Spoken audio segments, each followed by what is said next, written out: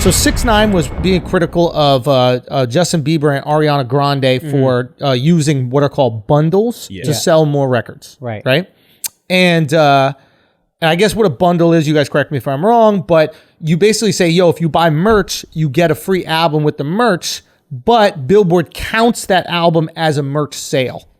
Right? An album sale. The album is, or if you buy a ticket to the show, you give away an album, etc. Right? And 6ix9ine was critical. He was like, yo, it shouldn't count because they're not actually just directly buying the album. They're buying that other thing, and then you're counting the album. So Billboard, you shouldn't count that because the person is not choosing to buy the album, right? It is not the person's choice that makes them buy the album. And I started thinking that, and I go, okay, well, it's not the person's choice what comes on the radio.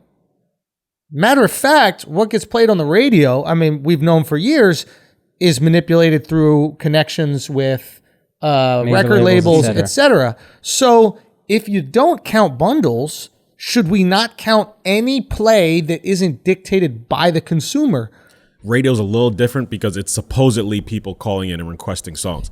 And then if a song gets requested enough, they add it to the rotation. So maybe in that situation, if it's a call and request, we do it. But still, the amount of people that are forced to listen to a song that they actually don't want to, maybe shouldn't get counted the same.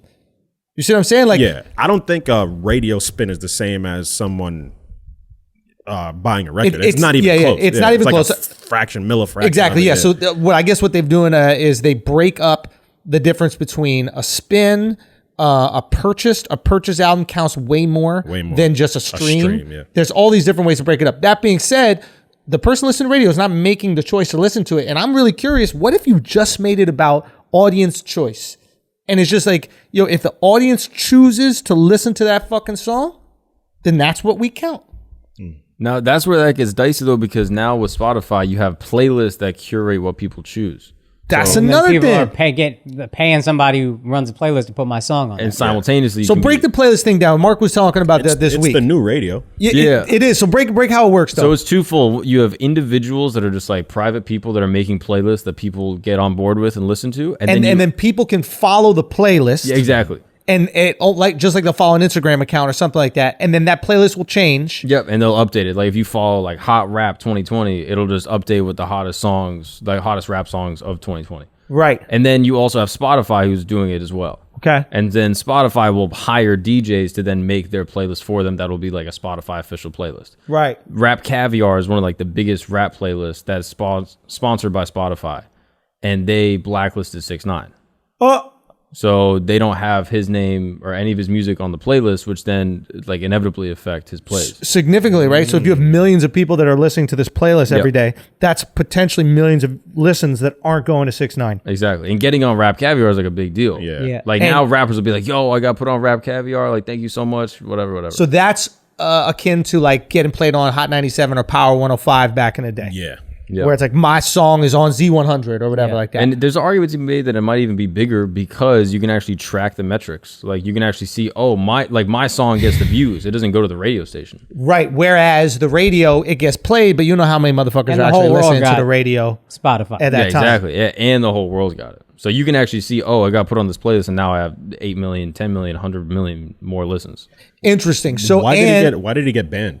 Or blacklisted? I think it was after like the arrest, as well as like the allegations of like the pedophilia shit back in the day. Clarify those because we don't want to put the P word on motherfuckers that ain't. So I think when he was like 17 or he was a minor, he was seen in a video with like a 13-year-old. It was a music video, and then the girl was kind of sexualized in the music video. Yeah, and so then he got like charged as I think he pleaded guilty, but he was a minor at the time. Right. So it's not on his record.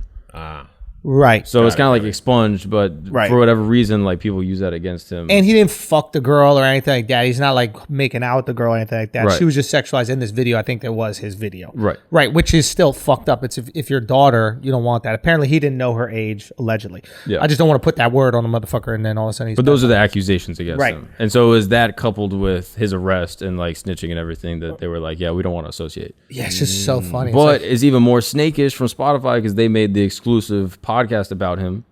That who was it? Angela Yee? Angie Martinez? Angie Martinez, yeah, that's what it was. Yo, that's you make an exclusive podcast about a motherfucker and then blacklist him. So you make money off him off the podcast. Yeah. And then you get the morality of, oh, no, we blacklisted him. Yeah, Nah, but he's on the platform still. He's on Spotify, but they just took him off the Spotify playlist. Which is where you're getting all the views.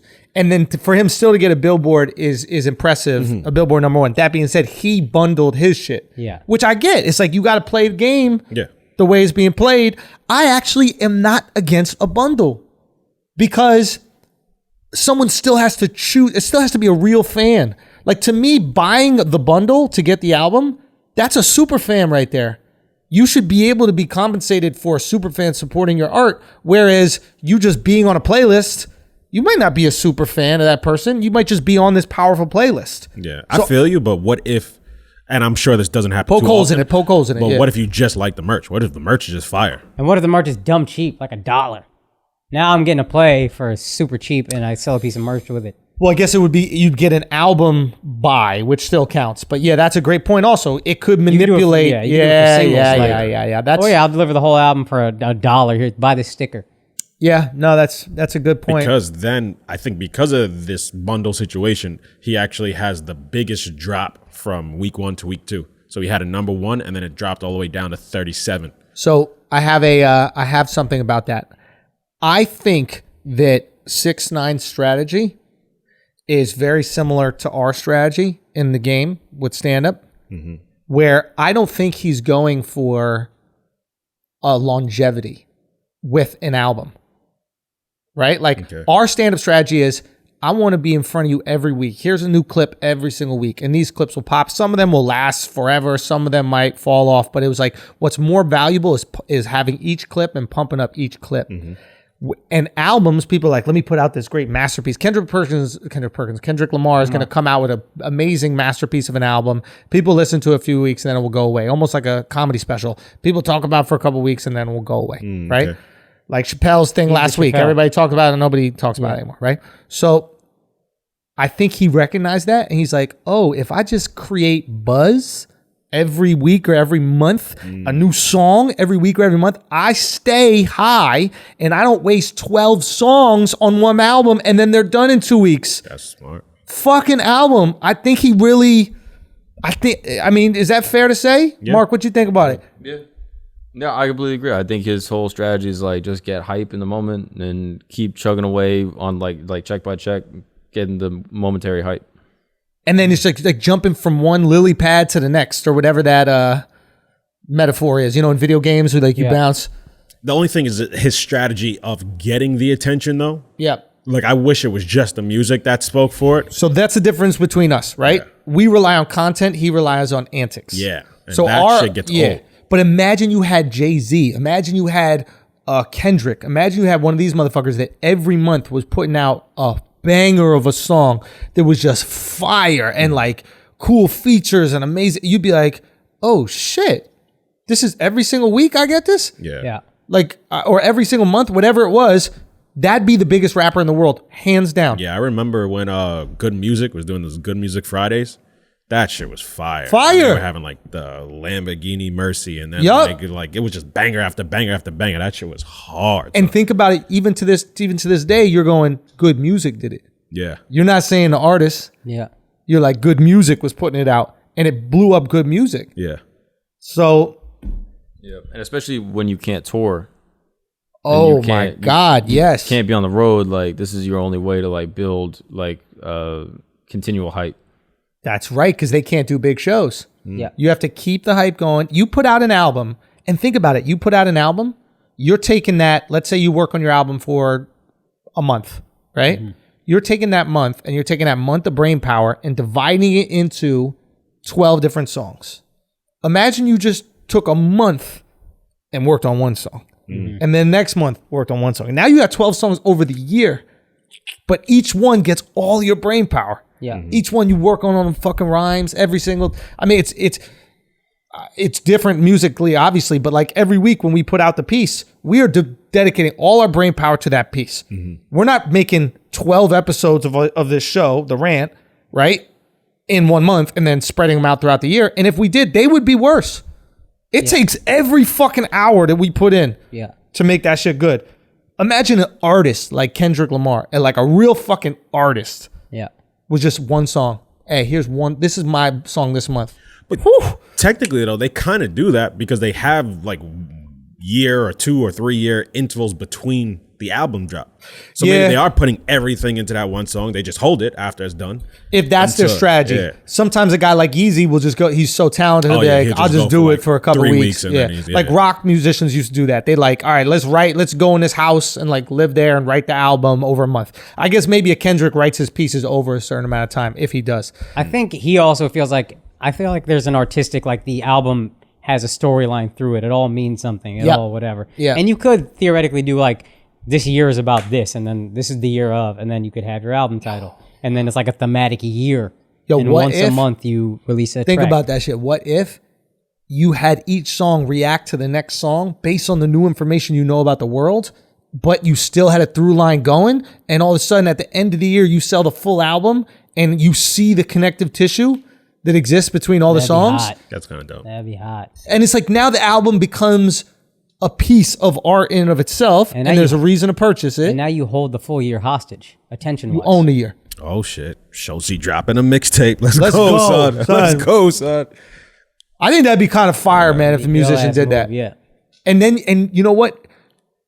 You would body 6ix9ine out of here because the reality is we're into the antics and these things are so fucking entertaining, but the content is trash. The reason we're into the antics is because there's not content right now. Imagine someone with top tier content came out with that shit. Honestly, music should be better than ever during quarantine. You have What y'all nothing to do. You can all record from home. Yeah, but a lot of times to enjoy the music, you want to be out. Ooh. But like artistic music, like not some shit that I'm I hear what you're vibing saying. to with my friends and we're all partying. Gay music, comment and shit. That gay shit should be gayer than some ever. ballads, bro. We need some ballads. We need some ballads, bro. Yeah, like Kendrick could probably drop now and it'll be a perfect time to drop. But I hear Everybody what you're sits saying. with it and, you know, just digesting it, break You it just apart. take it, go for a ride. I can't appreciate a Kendrick thing on the first listen. But like the Baby, for example, his album just dropped not too long ago, and that shit came and went. Because even though there's bangers, but all his type of music, you need to be outside and enjoy that. You see the Baby get conscious? No, his BET Awards performance. Oh yeah.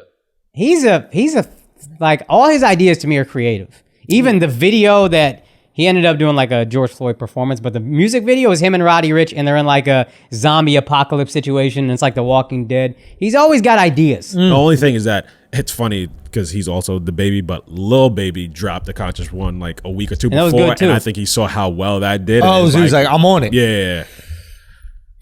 I give more credit to Lil Baby because he was the first like major artist to come out with some conscious shit. You're going to see a lot of performative support, I think, because people gravitate towards what's successful. And it doesn't mean that they don't also care about the causes, but artists generally are going to replicate what they see gives them the most, you know, I don't know, financial success or potential financial success in the future by galvanizing. I don't think you're wrong. I think overall, even if that's true, I like the Baby, and I like he approaches his videos in particular with a lot of creativity. That Broadway bop shit, that one take was fire as fuck. Yeah. His team, Real Goats, they're like this of music. They just be doing some creative shit. They're always thinking, and you don't like hear their name all the time in the zeitgeist, but that's a team that's like, fire. Man, they be putting out fire.